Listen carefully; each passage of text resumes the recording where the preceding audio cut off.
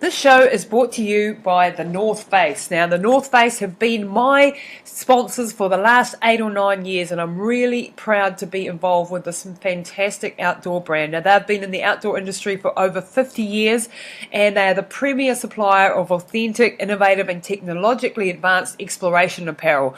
For your footwear, equipment, accessories, they've got the best stuff. Now, their lightweight and weather-resistant Flight Series running gear is my absolute favorite. So if you're into trail running, if you're into desert running, if you're into just exploring our mountains, then this is the go-to gear. And it's designed to endure, engineered to help you through the heat, through heavy downpours, or whatever else comes your way, so that you can run no matter what, every day, any weather, any terrain, and never stop exploring. If you'd like to check out their whole range, go to thenorthface.co.nz. Welcome to Pushing the Limits, the podcast that gets deep into the psyche of extraordinary achievers across all genres, cutting to the chase to unlock the secrets of their success, their achievement, philosophies, and motivations. Join us in the quest to find out what makes the movers and shakers of our world tick and what gems of wisdom we can learn from them. Now, over to your host, Lisa Tamati. Well, hi everybody, it's Lisa Tamati here at Pushing the Limits, and it's wonderful to have you all back again. I'm just so excited right now. I'm just absolutely flipping out of my skin because I've got one of my great teachers. He doesn't even know me, but I know him very well from his podcast that I've been listening to for the last, I don't know how long, a year, sort of religiously. And this man is all the way from Austin, Texas, and he is the founder of Charfen.com. He's a massive businessman in the States, and he helps and scale and grow businesses and helps people achieve their greatest contribution in life. So welcome to the show, Alex Charfen. Alex, it's fantastic to have you here. Lisa, it's so good to be here. I like how you say my name. It sounds better than when I say it. That's the Kiwi accent for you. No doubt. So, Alex, I want to go into a little bit about your history first, like where you came from, why you felt different even at the age of 8, and what led you into this crazy, amazing business career that you've had. You know, Lisa, I think I always knew I was different. You know, we as a company, we have a book called The Entrepreneurial Personality Type, and there's 3 awakenings of the EPT. There's like three signs that you know you have the entrepreneurial personality type. The first one is that you have the recognition you are different. And, you know, I go out and I speak to crowds of entrepreneurs all the time. And when I ask audiences, how old were you when you knew you were different? And it varies. Like sometimes it's in their 20s, sometimes it's in their 30s or 40s. A lot of people, it's when they're younger. For me, it was immediately. I always knew I was fundamentally different than the people around me. And I had a really hard time figuring out where I belonged. And the second awakening of the entrepreneurial personality type is innate motivation. It's that understanding that we can't turn it off. And ever since I was a little kid, I was the kid who was always told, sit down, stop talking, quit wiggling, quit moving, you know, stop making everybody else uncomfortable. And that was just a constant. It was always like that for me. And so I didn't know anything else. And so I always knew that the people around me were fundamentally different because I was the only one getting yelled at. Yeah. And the third awakening of the entrepreneurial personality type, which is so contradictory, is that, you know, we feel this call of contribution. And Lisa, in just a short time we talked before we started the podcast, I know you're feeling it. It's that voice in your head that says you need to do more, be more, leave more behind, make a bigger impact, make a bigger change. And even though when I was a kid, I was bullied and I had a hard time with the people around me, I still had this compulsion to want to help and to want to contribute and to make things happen and to help the people around me. And so I think it's just, I've always been that way, and I don't know anything different. And then this is something that really spoke to my heart, because I've always felt, you know, I'm definitely the entrepreneurial personality type. And when I listened to your podcast and I started to understand that, hey, this is the actual thing, that, you know, this is a type of person, and that it's okay to be this way. I mean, for me, I've always done extreme things. I've always pushed the limits physically and mentally, and always wanted to be in business for myself. You know, when I got stuck into a corporate world at the age of 18, when I left school, I just wanted to die. I was so unhappy. I just could not sit in. I couldn't sit still from 8 till 4. I felt like I was completely a fish out of water. And since then, I've been pretty much in business for myself, for better or worse, eking my way forward. But that difference and that passion drives me now to want to be completely, I want to make the greatest contribution. And I know a lot of my listeners are the very same, that we're very driven, we're very energetic, we're very passionate about what we want to do, but we don't always know how to make that happen. And this is where your entrepreneurial personality type and your Billionaire Code, which we'll get into a little bit later as well, really gives you a stepping stone to what this is all about and why we're so different. So, can I speak to that for a second? Is that okay, Lisa? Yeah, because, I think, especially with your audience and people who are drawn to you are going to be like you. And if you always struggled with that feeling of being different, I want to share with you and with the audience, what I found when I was younger. I was so different in school. I was so different in situations where there was other people around that I always knew it. I was the kid that the adults would say, hey, look, it's Lisa and Bobby and Alex. And I knew they were doing that. I knew that they were like, there was trepidation that I even showed up because I was so different and I caused like issues and I was a behavioral problem. And, I heard adults in position of authority say I was slow, I was retarded, disabled, disordered, like all kinds of stuff, because when it came to paying attention in class, it just didn't work for me. I wasn't like everybody else. And so as a kid, I started obsessively reading, and I first read personal development, and that didn't last very long because personal development books argue with each other. If you read 10 of them, you get 10 different arguments, and most of them like are arguing have you run into that when you read personal development? Yeah, absolutely. Yeah. As a kid, I couldn't handle that level of incongruency. I'm like, people are making this up and it doesn't fit, so I can't reconcile it. So I started obsessively reading about successful people. And sorry, I get emotional every time I talk about this because that's when I started, you're emotional. When I started reading biographies and autobiographies and third-party accounts of successful people, what I found was not what I expected to find. I thought I was so separate from success, so different than the world around me, that I would never find forward progress of any kind. And when I started reading about successful people, and first I read dozens, then hundreds, then thousands, and then anything I could get my hands on. And here's the confirmation that I found over and over again. Was that the people that were the most successful in the world were also the most different. And it didn't really matter what you showed up with. The more I read, you read about stories like Helen Keller, who was blind and deaf and unable to speak, but still changed the world for disabled people. And when she was born, she should have been thrown in a lake with a couple of rocks in a bag. That's really what happened to kids like that. Yeah. And the more I read about successful people, the more I found that they were different and unique and alone and felt different and had this restless agitation that they couldn't reconcile. And I think that for anyone listening who's ever felt alone or different or isolated, here's what I want you to do is just take a second and think back through the timeline of history that matters to you. And the people who elevate off that timeline. For me, it was people like Newton and Pythagoras and Einstein. Yeah. And these human beings that were willing to question what was going on and do something different and put themselves out there in a different way. And if you think about the history of the world, anyone you remember, anyone that matters to be remembered was just like us. Yeah. And that is our tribe. That is our birthright. And for so long, people like us, we feel different and isolated and confused because we don't understand this. Yeah. There's no point in time in our life histories where they put all the kids that are different in a room and say, hey guys, you're going to change the world. But the reality is being like everyone else means you're not going to change the world. And so the person, society has this bizarre equation today that if you don't look like everyone else, talk like everyone else, show up like everyone else, and learn at the same speed as everyone else, you're broken and we have to fix you. Yeah. But Lisa, history proves if you don't talk like everyone else, look like everyone else, show up like everyone else, and learn in the same way, that is exactly the brilliant person that's going to change the world. entrepreneurs are the only source of positive human evolution, and they always will be. That's at the start of every podcast, and that's sort of ingrained in my head. And that's true. You call us evolutionary hunters. What do you mean by that? What is, I mean, I know what that means, but explain what that means to people.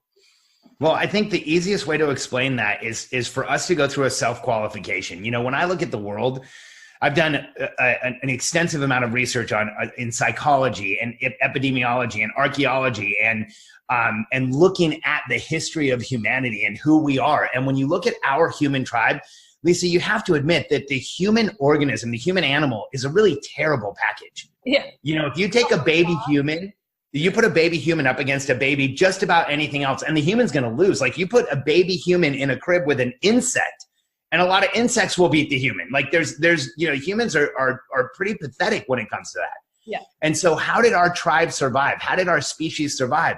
You know, I look at it as that we work together and we're different. And I see 4 different types of people in the world. The first one's the group that I call the caretakers. It's a massive group of people. They like the act of taking care of other people. They get excited about helping other people.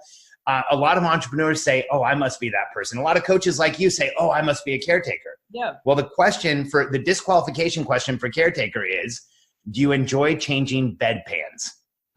You know, the pan that someone uses when they're in the hospital? Yeah. No. Not enjoyable, no. No. But you know what's weird, Lisa? If a caretaker changes a bedpan, because I've been in the room, and you ask, hey, did you enjoy changing that bedpan? They will look at you congruently and say, absolutely. If that person needed the bedpan changed and I could be of service, I feel utilized, you know, that is exactly where I should be. I never have felt that way in my life. I'm not a caretaker. But I still want to help people. So we have to reconcile, like, why is that? So let's look at the second type of person in the world. I call them the communicators. These are the people that like to talk. They like the act of communication.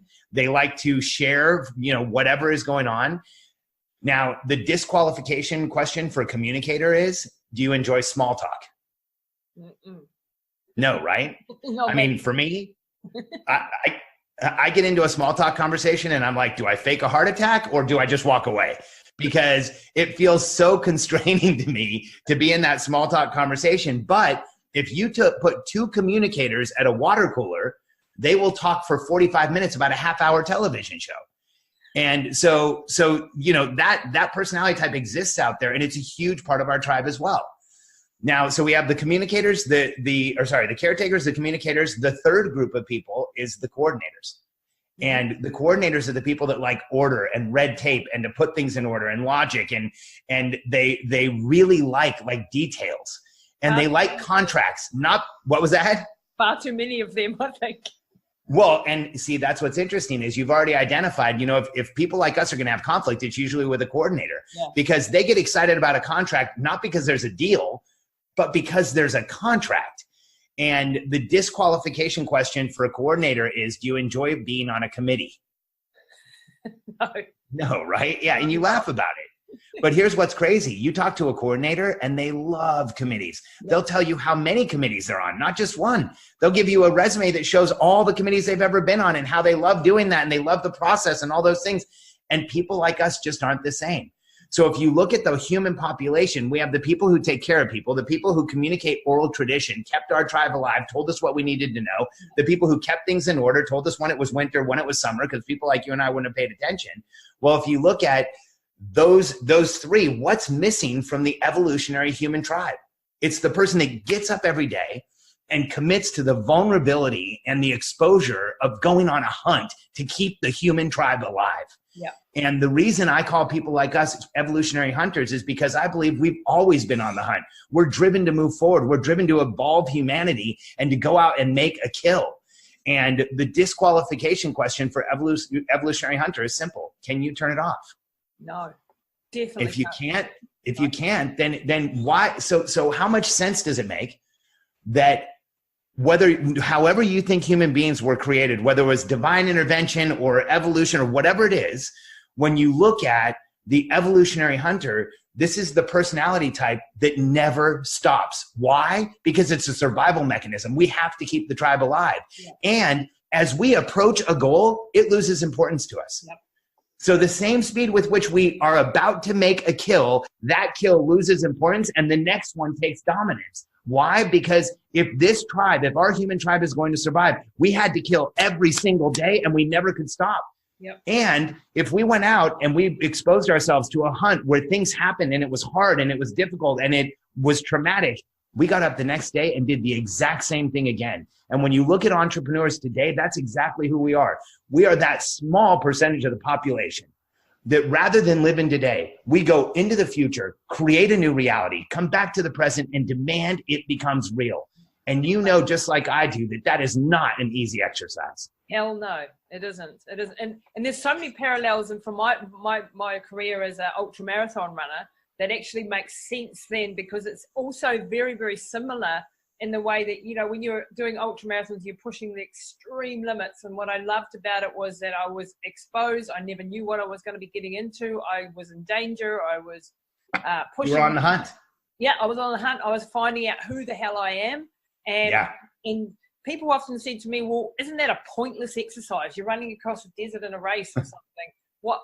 And the greatest things that I've ever learned in my life have been out in there, because when I come back into the real world, if you like, into the normal world, I can apply all those principles in business to my family, to my relationships, all the skills that I've learned. And this is what I preach about a lot, is about, you know, transferring those skills, those mindset skills that I learned pushing extreme boundaries in a day-by-day situation. I had recently, my listeners know, my mum had an aneurysm 2.5 years ago and was left severely disabled with virtually no higher function. And the doctor said she would never do anything again. She was 74. And I just absolutely refused to believe it. So for the next 2.5 years since then, I've spent 8 hours a day working with her and working through programs. And health is huge. And we'll get onto that with you as well in a minute. I took a real integrated approach, and now 2.5 years later, the doctors have said it's an absolute miracle. She's walking, talking, reading, writing, driving the car, got her license back. She's completely normal again. And they said that was absolutely impossible. She'd never even push on a button again, you know. So to me, what people believe we can achieve and what we can actually achieve is just so much more if we're willing to go to the hard yards, if we're willing to persist and persevere and fight onwards. But it's never an easy path, and feeling isolated in that is I think, a huge thing for a lot of people. So just to know that there's a tribe out there of other evolutionary hunters, of other people who want to push the boundaries, and that we are okay. We might be eccentric in the eyes of other people. We might be slightly mad. I've always been called mad, but people, I think now, like you and I both can say, people listen now when we say and you know what, Lisa, every entrepreneur is crazy until they sell a bunch of stuff. And the fact is, and it's true. And, you know, I was called weird, and then I made a lot of money, and then it switched to eccentric. And so, you know, when you look at who we are in the human tribe, we are clearly the most important portion of this tribe, because without us, there's no evolution, there's no change, there's no growth. And that story you just told about your mom, I always tell people like us, averages, the law of percentages does not apply to evolutionary hunters. We are a tiny percentage of the population that can change anything.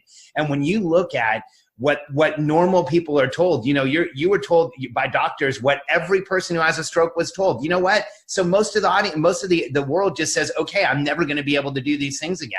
When I was 15 years old, I got in a car accident on a bike. I used to race bikes, and I went over the back of a car and really damaged my knees. Yep. And I was told that I would never be able to run again. I might be able to ride a bike. I didn't accept it. I told the doctor, well, okay, so what do I have to do to get past that diagnosis? Like, what is everything that you would tell somebody to do if their life depended on it? And I went to therapy for 2 years, 4 days a week.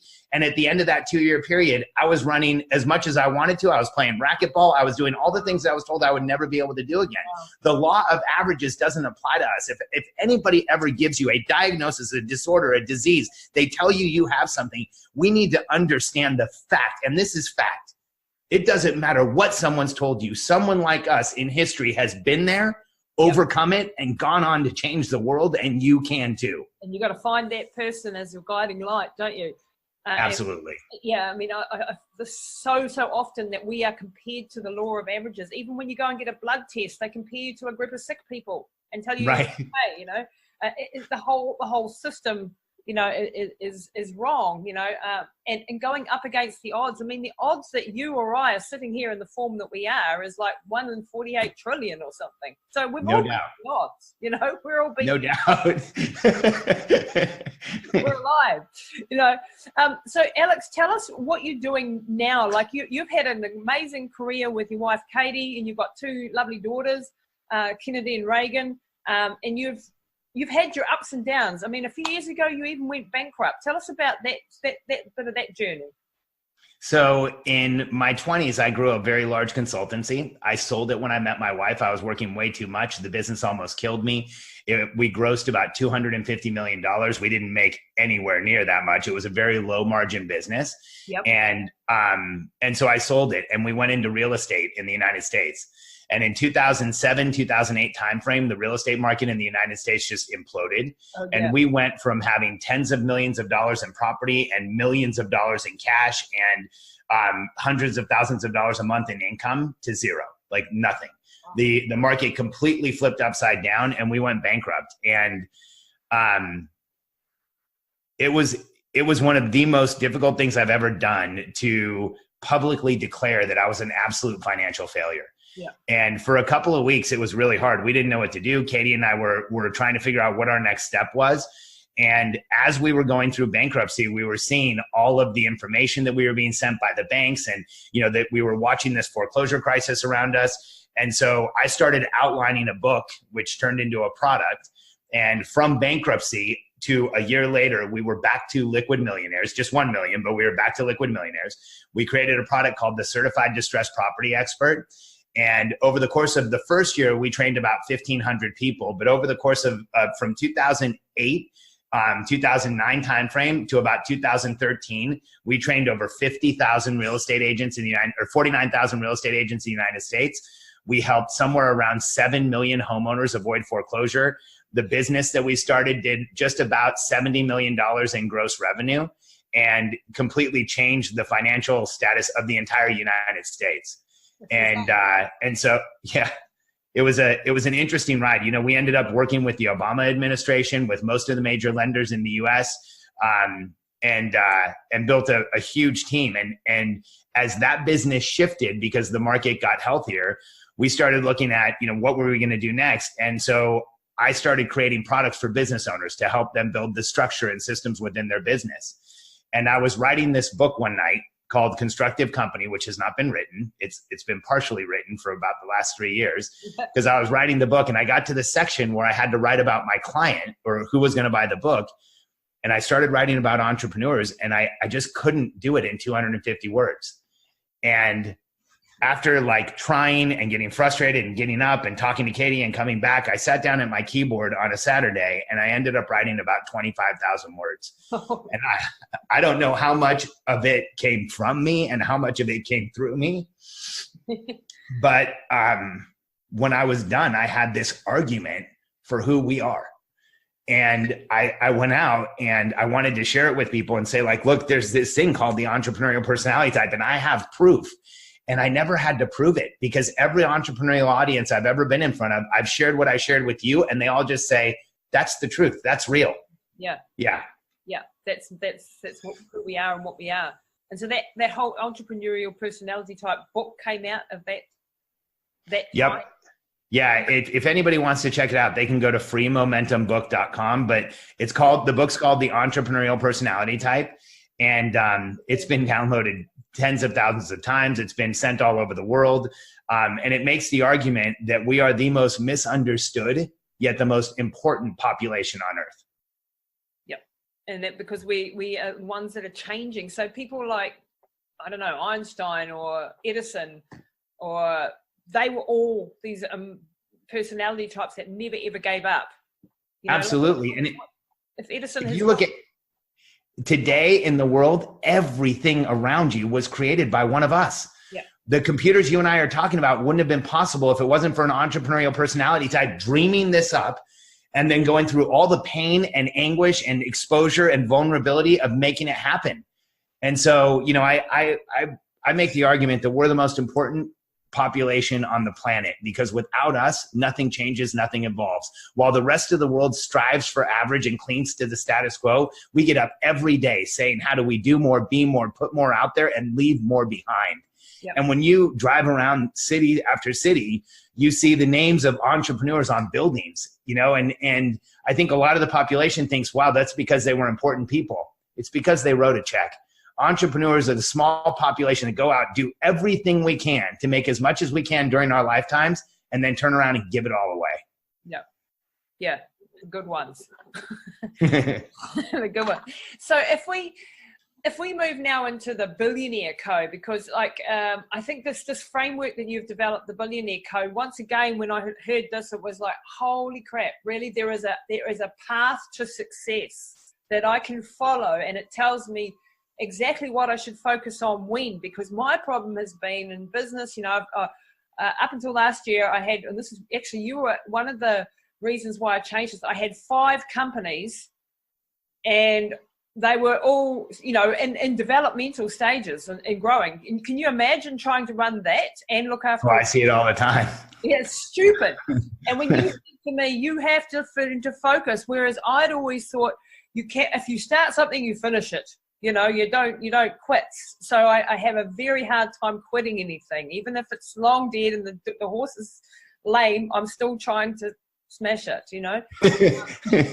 And so I've now narrowed it down to 2 companies, and that's massive. Even just running 2 companies and having a mum that I have to look after is a huge load. The amount of pressure and noise that I'm exposed to on a day-by-day basis, and I think this is for everybody. We are surrounded with being pulled in this direction and that direction, and it's very hard to know when you're in the developmental stages of your business what to focus on, where to get help, how to build a team, all of those sort of things.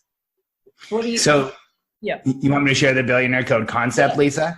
Yeah. So here's the issue that I see in the entrepreneurial world today is that the vast majority of entrepreneurs are focusing and working as hard as they can on something that will not move their business forward right now. So when you look at most entrepreneurs, they are focused in a place where it's not going to create forward progress or momentum. And my obsession for most of my life is, how do you make business grow? How do entrepreneurs achieve? How do we achieve? And when you look at the Billionaire Code, it's the 9 levels that we go through to create entrepreneurial success, from $0 all the way up to 100 million. But more importantly, it's the behavioral changes that we have to go through. Because here's what's not often talked about in entrepreneurial circles, because it doesn't look good on a sales letter, is that in order to be successful, you have to change behavior. Yeah. And as entrepreneurs, we don't want to hear that. We feel constrained when we hear that, but the reality is we must. And so, but here's the question I always pose to entrepreneurs. If you knew exactly where you could focus to create maximum momentum right now and to get to your next level as an entrepreneur, would it matter what it was? And they all tell me, absolutely not. I would do whatever it takes. Yeah. And so the Billionaire Code shows you exactly where you are, where you should be in order to build your business next. And in July of last year, Katie and I started the business that we have today. And we used the exact process on the Billionaire Code. And in a 1-year period, we went from 0 revenue to over $2.5 million in run rate. So recurring revenue, not just income, but recurring revenue in 13 months. And wow. We intend to show that we can take it to $10 million in a very short period of time. The reason is we have the Rosetta Stone. We have the blueprint for how you get there. Yeah. And if anyone's interested, they can go to billionairecode.com and download the entire matrix. Yeah. And I'm going to put those in the show notes below so that people can find that. To briefly go through the levels that you have in the Billionaire Code, and, you know, especially the first few, because most of us are in there. No doubt. So, well, the first level, Lisa, of the Billionaire Code starts off the Billionaire Code. The first level is the crowd. It's that big population of people out there that really aren't trying to drive forward, that don't want to start something, don't want to do something. What happens is an entrepreneur looks up one day and says, you know, I want to do more. I want to be more. I want to leave more behind. I want to make a bigger change. And they become a seeker. That's the first level. The seeker is $0 to $40,000. You're just starting out. It's like getting ready to become an entrepreneur. And what we know about seekers is that they have to have routines and understand themselves and really know who they are in order to become the entrepreneur that's going to succeed. And the second level of the Billionaire Code, when you graduate from seeker, you go to starter. That's $40,000 to $100,000. And at starter, you have to be really clear on the market you serve. And here's the challenge. So many entrepreneurs get past $100,000, but they're not really clear on their market. They're doing a bunch of stuff for a bunch of different people. Yep. The way we lay out the Billionaire Code, it's in the ideal. So at that starter phase, if you identify exactly who you want to serve, you move on to promoter.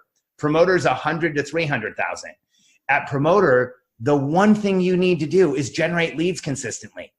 And what happens to so many entrepreneurs, they get to 100 to 300,000 and they do everything but generate and convert leads. Yep. Because if you do generate and convert leads, you go from promoter to builder, that 300 to $1 million. And that's where things really get interesting. Because at 300 to $1 million, you have to start building systems around what you do well. And this is the hard part. This is where we are in, sort of getting to that level.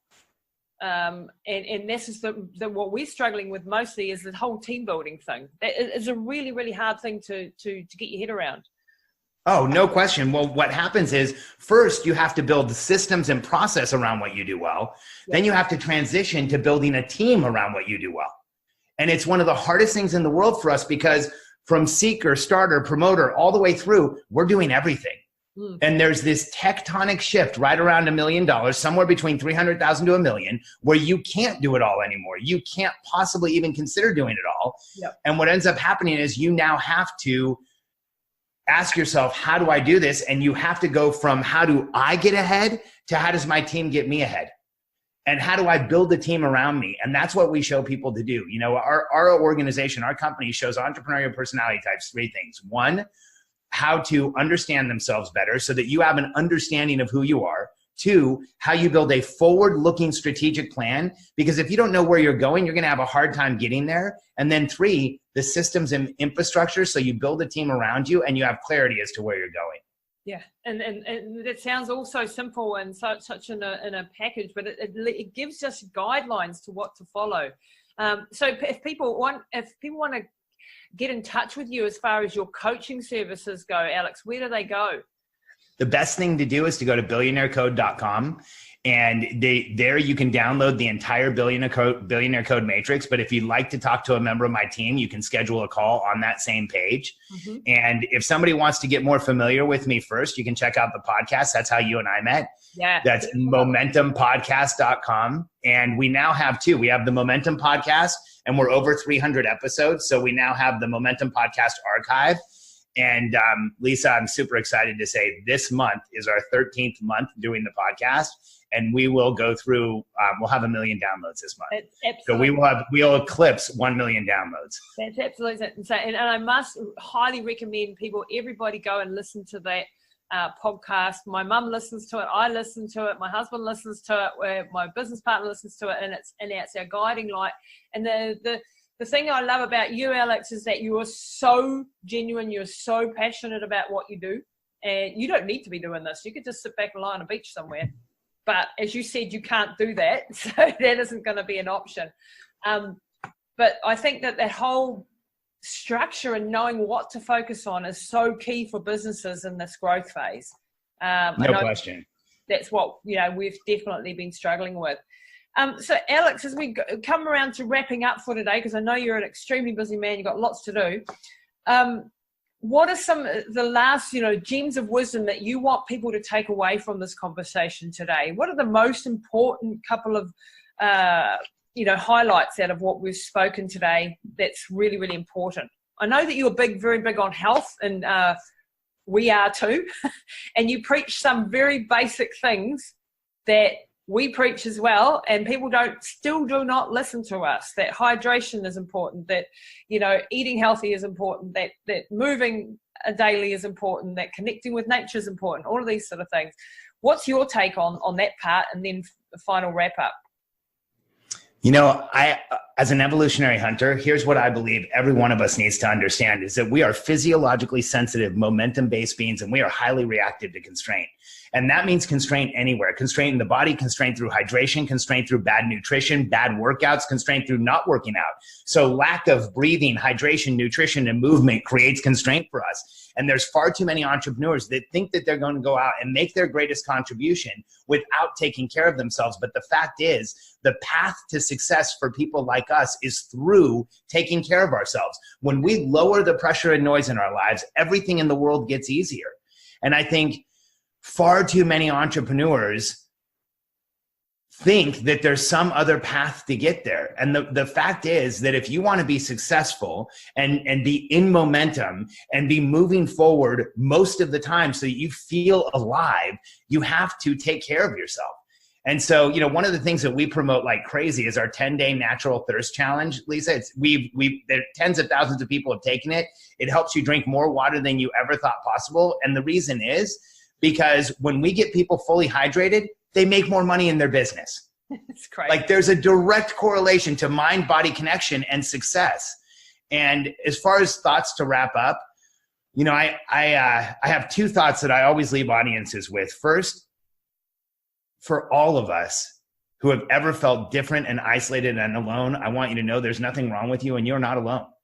You know, I have two friends, Sean and John, Sean Stevenson and John Morrow. They both are in wheelchairs. They're both multi-million-dollar business owners. Sean's 3 feet tall and John navigates the world through his face. Both of them biohack and are incredibly healthy, and they're in chairs, but they have the biggest personalities, and they motivate people around the world to do things. And Sean helps people become public speakers sitting in a wheelchair. John shows people how to become bloggers by blowing in a straw.